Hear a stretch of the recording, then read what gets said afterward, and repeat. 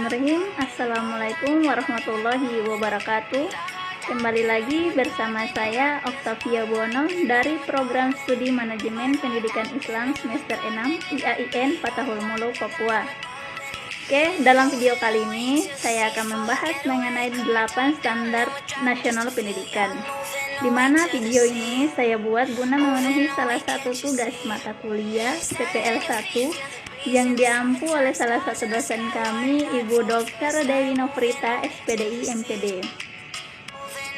Oke, sebelum kita masuk ke dalam 8 standar nasional pendidikan, terlebih dahulu kita ketahui apa sih yang dimaksud dengan standar nasional pendidikan, apa saja fungsinya, dan apa tujuan dari standar nasional pendidikan tersebut. Oke, kita ulas satu persatu.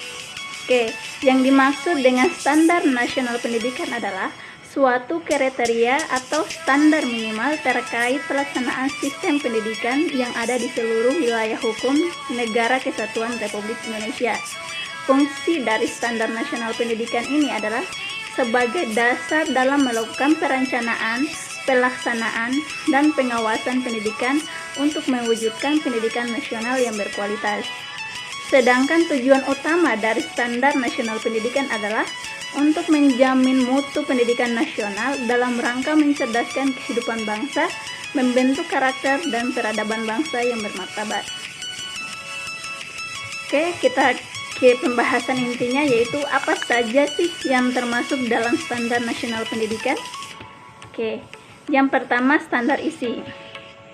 Hal-hal yang diatur dalam standar isi mencakup materi minimal dan tingkat kompetensi minimal untuk mencapai kompetensi lulusan minimal untuk jenis dan jenjang pendidikan tertentu.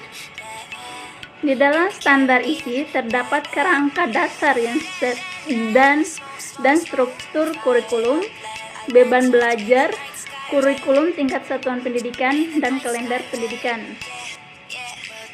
Yang kedua, standar kompetensi lulusan.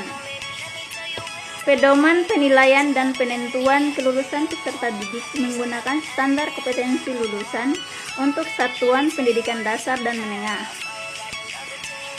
Hal-hal yang diatur dalam standar kompetensi lulusan atau biasa disebut dengan SKL mencakup standar kompetensi lulusan, minimal satuan pendidikan dasar dan menengah, standar kompetensi lulusan minimal kelompok mata pelajaran, dan standar kompetensi lulusan minimal mata pelajaran.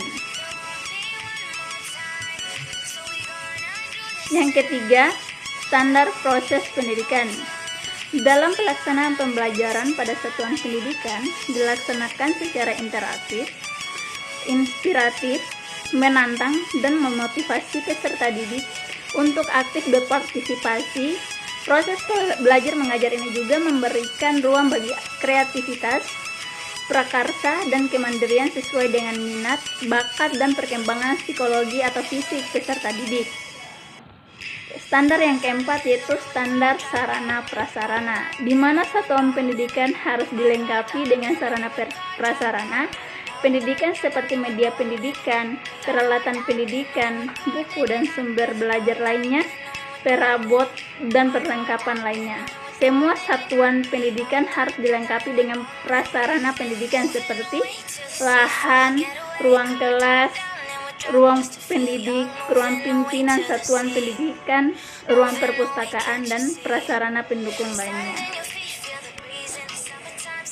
Oke, yang kelima, standar pengelolaan, di mana standar pengelolaan mencakup 3 bagian. Yang pertama, standar pengelolaan oleh satuan pendidikan.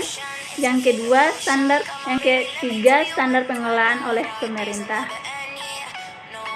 Standar yang keenam, standar pembiayaan pendidikan.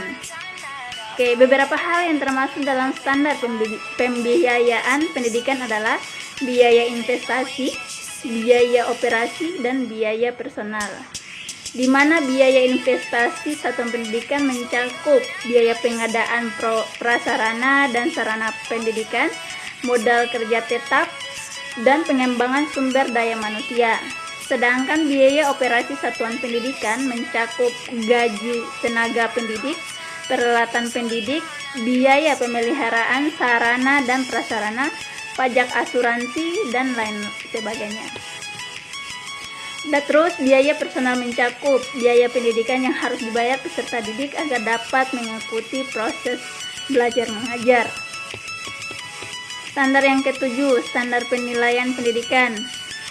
Beberapa hal yang termasuk di dalam standar penilaian pendidik, diantaranya penilaian hasil belajar oleh pendidik, penilaian hasil belajar oleh satuan pendidik, dan penilaian hasil belajar oleh pemerintah. Terus yang terakhir, standar pendidikan dan tenaga kependidikan, di mana tenaga pendidik atau guru harus mempunyai kualifikasi akademik dan kompetensi sebagai agen pembelajaran, sehat rohani dan jasmani, serta mampu mewujudkan tujuan pendidikan nasional. Pendidik harus memiliki jasa dan sertifikat keahlian sesuai dengan ketentuan perundang-undangan yang berlaku. Adapun kompetensi yang harus dimiliki oleh tenaga pendidik adalah sebagai berikut. Yang pertama, kompetensi pedagogik. Kedua, kompetensi kepribadian. Ketiga, kompetensi profesional. Dan yang keempat, kompetensi sosial. Oke teman-teman, mungkin itu saja yang dapat saya jelaskan dan saya sampaikan. Kurang dan lebihnya saya mohon maaf.